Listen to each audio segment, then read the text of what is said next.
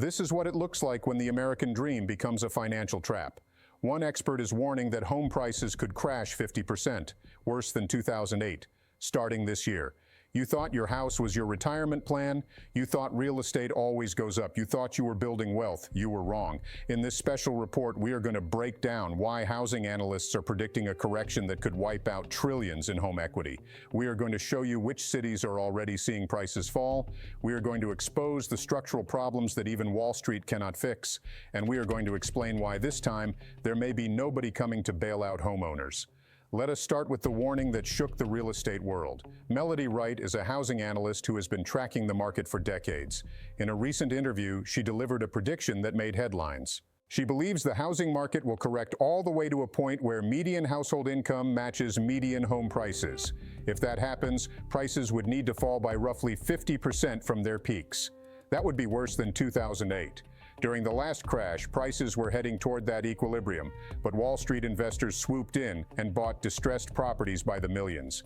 They stopped the decline before it reached bottom. This time, Wright says those investors may not come. Here is why. Institutional investors who bought homes after 2008 are now looking at their portfolios with concern. Rising insurance costs, rising property taxes, rising HOA fees, falling rents in many markets. The math is no longer working. When investors bought homes at depressed prices in 2010 and 2011, the numbers made sense. Buy cheap, rent for a decade, sell at a profit. But investors who bought at peak prices in 2021 and 2022 are facing a different reality. They overpaid. The rental income does not cover their costs, and they are starting to wonder if the government will step in when prices fall. Wright believes investors are already positioning for the exit. The data supports her concern. Florida and Texas, the two states that saw the biggest pandemic migration booms, are now seeing the steepest price declines. People flooded into these states during COVID. Remote work made it possible. Sunshine made it attractive. Low taxes made it affordable.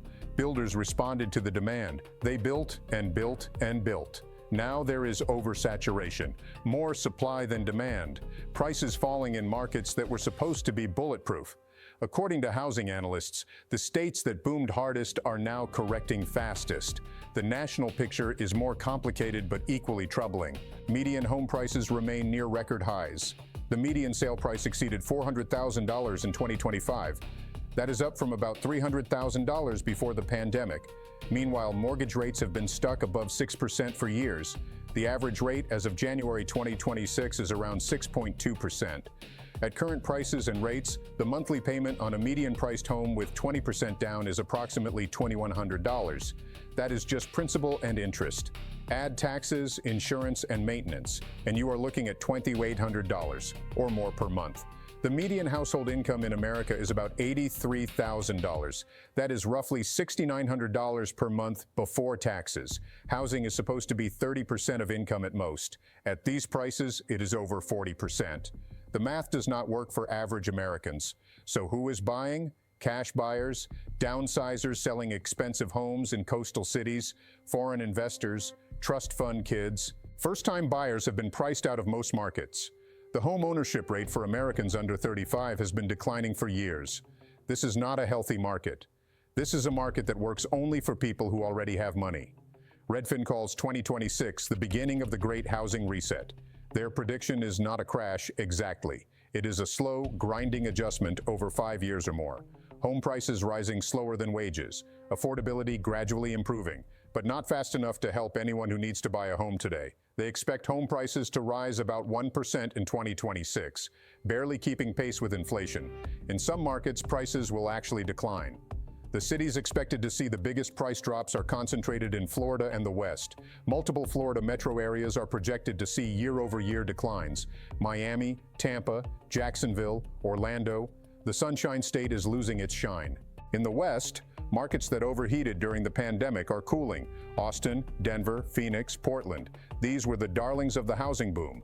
Now they are the canaries in the coal mine. The foreclosure pipeline is opening. In October 2025, there were nearly 37,000 foreclosure filings nationwide. That is a 19% increase from the same period last year. To be clear, this is nowhere near the 3 million foreclosures we saw during the 2008 crisis. The safeguards are better. The lending standards are tighter. Most homeowners have significant equity, but the trend is moving in the wrong direction. Every foreclosure represents a family losing their home. Every foreclosure adds inventory to a market that already has more sellers than buyers in many areas. For homeowners who bought at the peak with minimal down payments, the equity cushion is thin. A 10% price decline could put them underwater. A job loss could trigger a sale at a loss. The pandemic distorted everything. During COVID, the Federal Reserve cut interest rates to near zero. Mortgage rates fell below 3%. Suddenly, borrowing was almost free. At the same time, demand exploded. People wanted more space. They wanted to escape cities. They wanted home offices and backyards. Prices went vertical. Bidding wars became routine.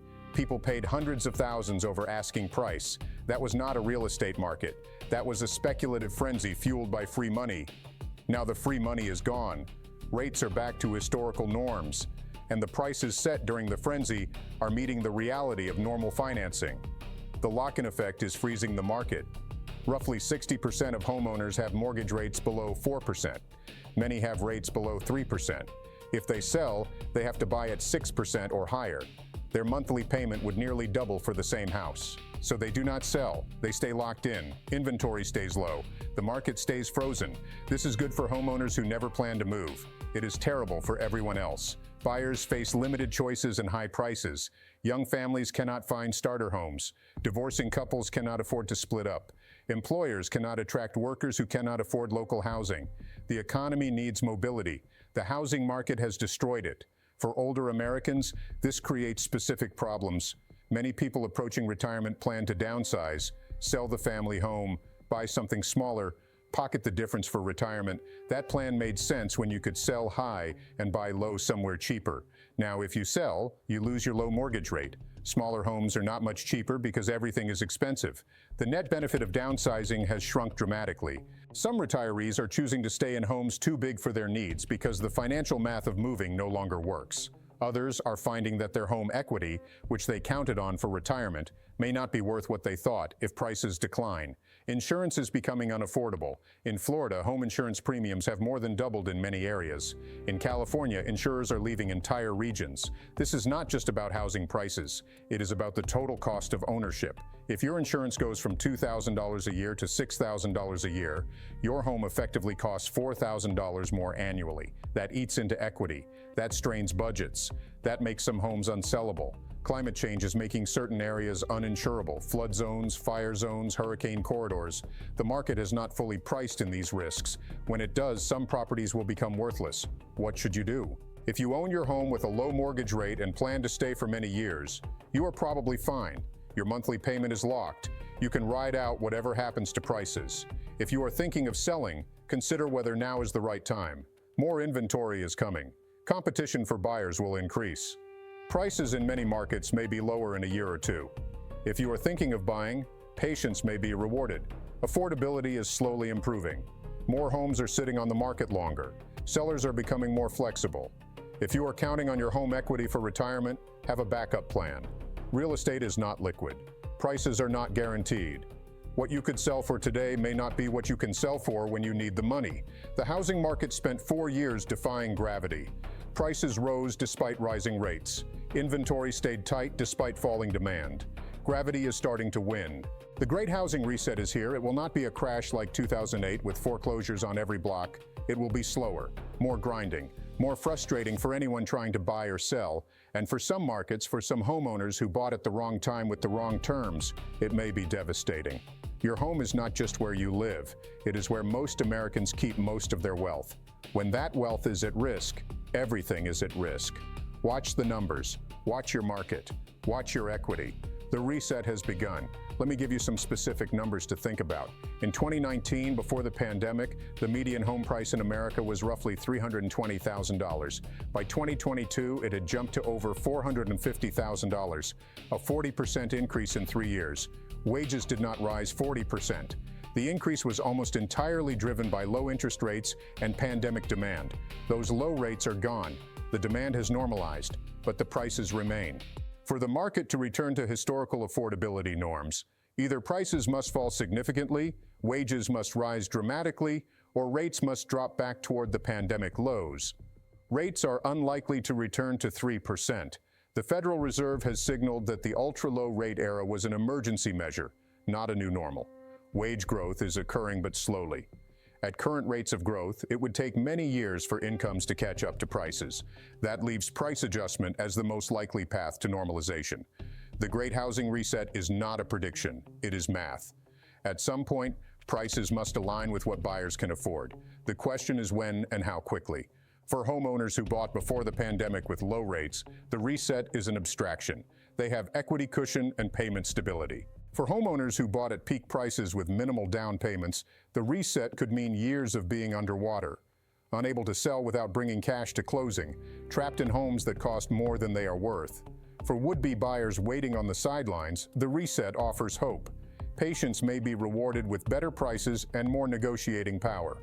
For the overall economy, a prolonged period of housing unaffordability has consequences beyond real estate. Young families delaying children, workers unable to relocate for better jobs, wealth inequality widening as homeowners accumulate equity and renters fall further behind. Housing is not just where we live, it is the foundation of the American middle class. When that foundation cracks, everything built on it becomes unstable. The reset has begun.